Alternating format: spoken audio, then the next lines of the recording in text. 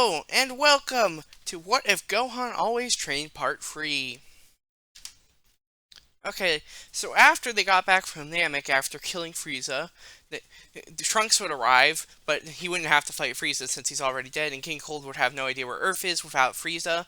So, Trunks would tell them about the heart virus and the androids and give Goku his medicine, which Gohan would remind him to take this time since Gohan's more actively around his father training more. So him, Goku, and Piccolo would train, and since they've already both gone Super Saiyan, it means they would both be able to go Super Saiyan before the androids arrive and unlock it fully. Now, obviously, Goku had immediate access to this, where I think his Gohan would have to train a little since since he's a child, although he's used it more. Anyway, they would gain complete mastery over Super Saiyan. I think they'd even reach grade 4, so I'm going to say they reach grade 4 before the androids arrive, since they have so much time, and Goku might be able to figure out the whole stay in Super Saiyan for a long extended amount of time thing.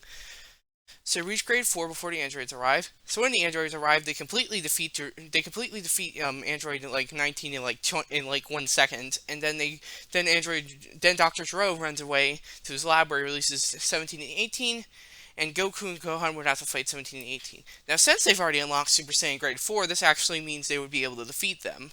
So Hydra 17 and 18 would try and fight them, thinking that they'd easily defeat them, but they would do basically no damage to them, and Goku and Gohan would be able to defeat Android 17 and 18, knocking them to the ground. But right as they're about to finish them off, Cell jumps in, seeing an opportune moment, and absorbs the androids. Gohan and Goku try and fight him, and they put up a pretty good fight, but Cell is still able to defeat them. Cell is impressed by their power, so he gives them. So instead of the 10 days he gives them usually, since they're more powerful, he only gives them 3 days to train. So Goku and Gohan go into the Chime Chamber first, and since Vegeta is able to put aside his arrogance for once, knowing how much more powerful Goku and Gohan are, and that it's more important that they train. So they would train, and they would both unlock Super Saiyan 2 during this time.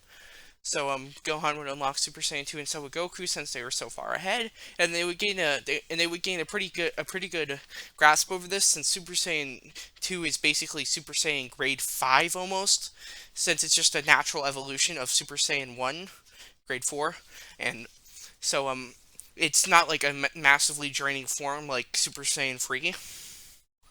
So then Goku and Gohan would exit the time chamber, where Vegeta and Trunks would then go in, and Goku and Gohan would train outside the time chamber for a day. And Gohan, instead of like normal, where he takes the 9-day break, obviously there's not 9 days here anyway, but he decides to go back into the time chamber with Piccolo.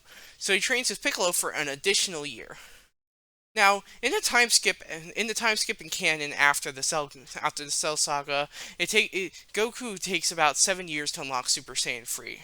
But you have to remember that Gohan has already gotten a pretty good mastery over Super Saiyan 2, although he's not mastered it yet, and that he's training for a goal, and whenever they're training for a goal, they always get stronger.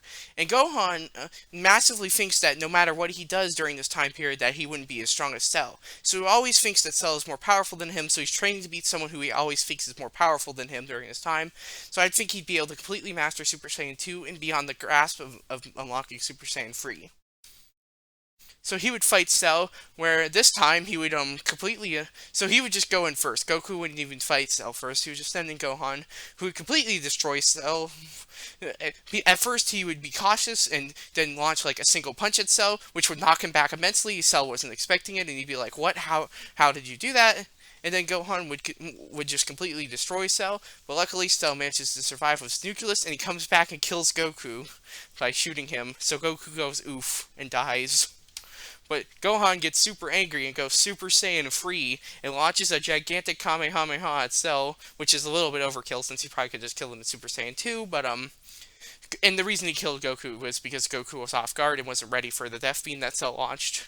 So Gohan launches a giant Kamehameha at Cell, completely erasing him and like sending a giant beam into space, which attracts Babidi, who will arrive in 7 years. And that's the end of What If Gohan Always Trained Part 3.